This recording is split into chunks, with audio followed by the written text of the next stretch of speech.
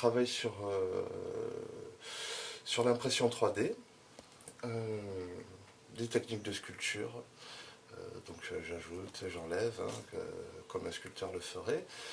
Et donc je prépare des modèles, je les scanne en 3D, ou alors je pars tout de suite avec une tablette graphique sur mon ordinateur, et je fais un modèle.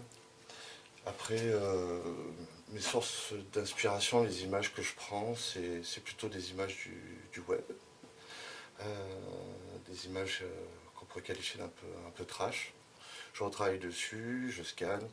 Donc c'est pas un cheminement très linéaire. Je reviens sans arrêt dessus, je retouche.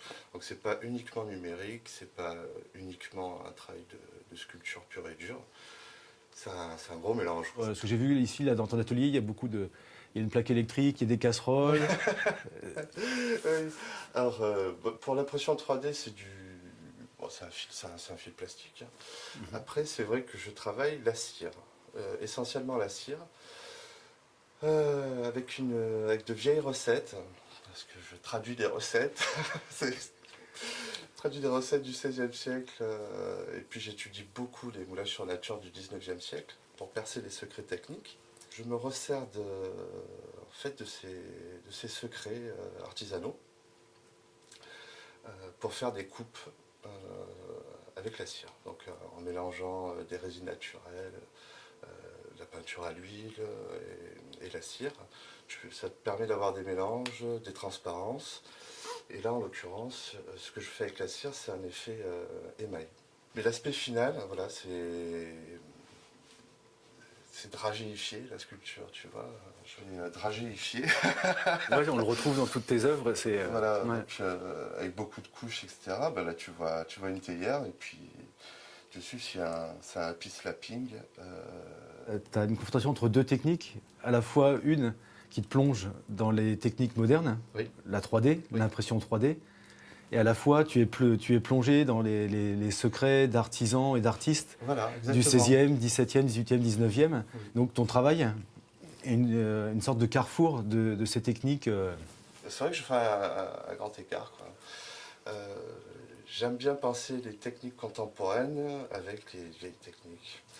Ce que tu vois sur Internet révèle ce qu'est le monde, oui. ou une partie du monde d'aujourd'hui. Oui. Et comme tu l'utilises pour créer, donc finalement tes œuvres sont une façon d'être ta vision, la vision que tu as sur le monde et sur ce qui peut se passer sur Internet. Oui.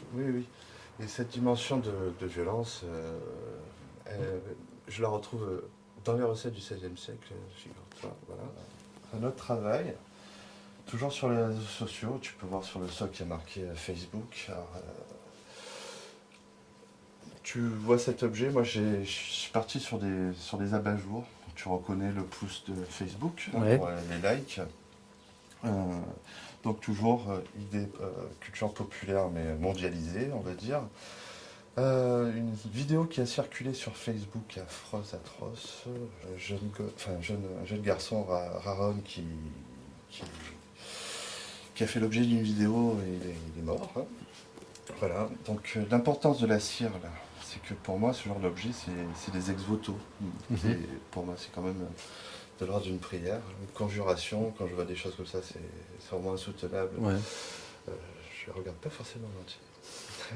Et j'ai mis la phrase que dit une des personnes qui est en train de filmer comme ça le meurtre et qui dit nous allons télécharger ça sur Facebook.